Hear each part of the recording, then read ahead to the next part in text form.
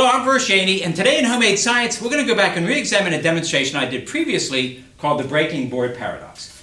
Now, it's not really a paradox, but it is a great demonstration in air pressure. But the explanation for it has been floating around for years and years, and it's not quite right, so we're going to go back and take a closer look. Now, the materials for this demonstration are fairly simple. The wood is 2 feet long, anywhere from 2.5 to 3.5 inches wide, and 3/16 of an inch thick. We also need some pieces of newspaper. Now, I want to start this demonstration simply by taking one of the boards and placing it on the table. And what I want to do is I want to hit it hard and fast and see if I can get this board to break simply by hitting it just the way it is. So ready? 1, 2, 3.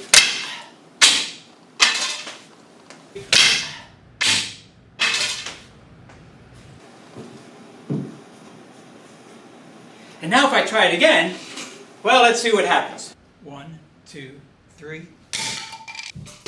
So the board breaks because it has sufficient force holding it down against the table. At this time, we're going to take a sheet of newspaper, which is 24 inches by 22 inches. We're simply going to lay it flat on that board, spread it out, and paper's on top of it. Now I'll hit it once again, and let's see what happens. Ready?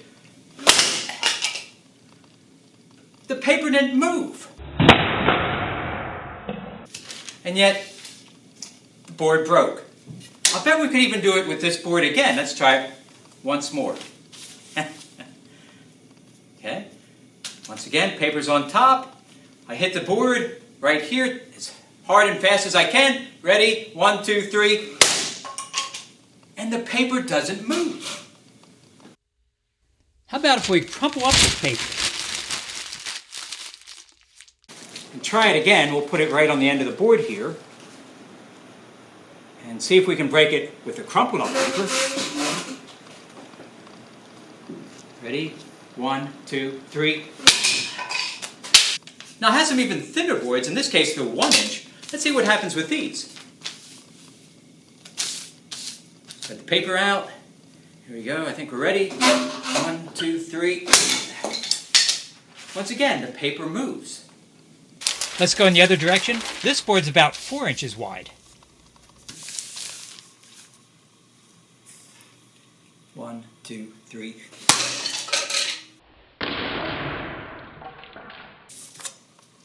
That is amazing.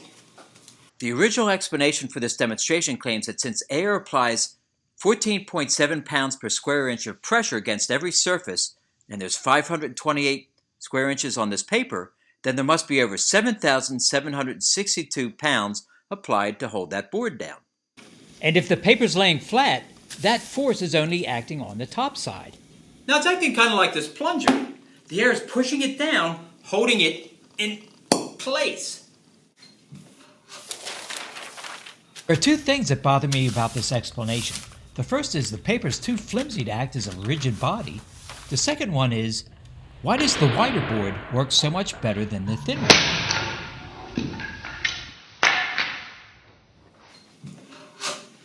Now, I don't think it's a pressure on all the paper. I think it's primarily around where the board is.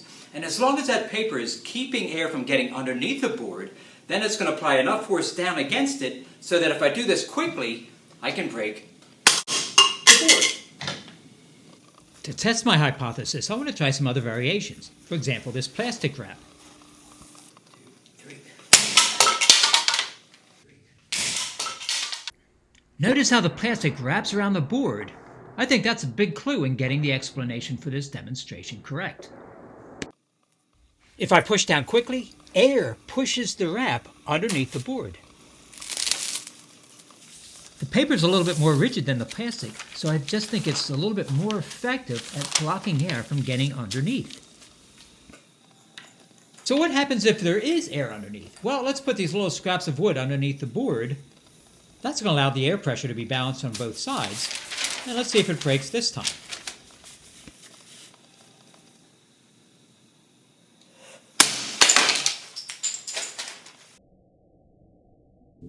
It does break, so the paper has hindered its movement, but it's certainly not applying the 8,000 to 10,000 pounds worth of force originally claimed in this experiment. We also noticed that the paper wrapped around the board after I hit it. I think it's starting to become clear now that it's the board itself that's acting like the plunger. So for this experiment to work, all I really need to do is block the air from getting under the board.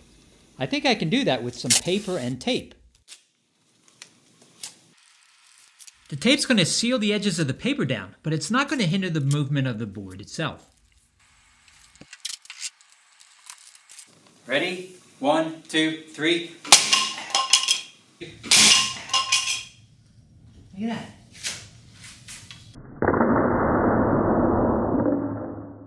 Can I block the air with something else? Let's try it with aluminum foil.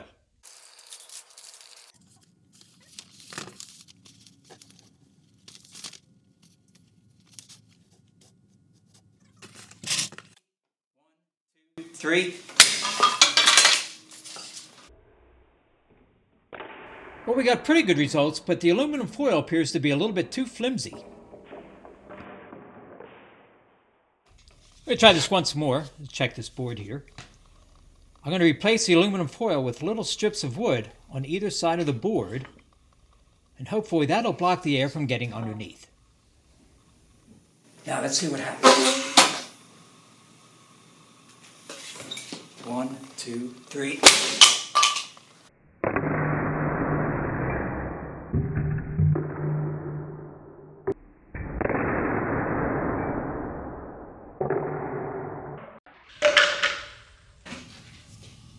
It broke.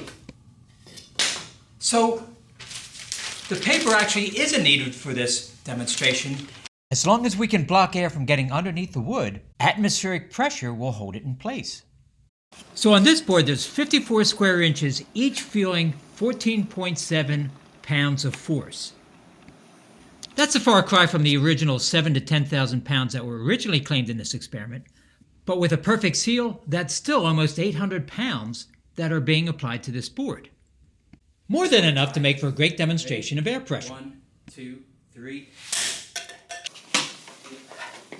Now I have this really wide board, so I want to try this once more. I'm going to put a thin board at this end, a thin board at this end, board against up here. I'll hit it, see if I can break this one. Ready? 1, 2, 3. There we go, we broke this one too. I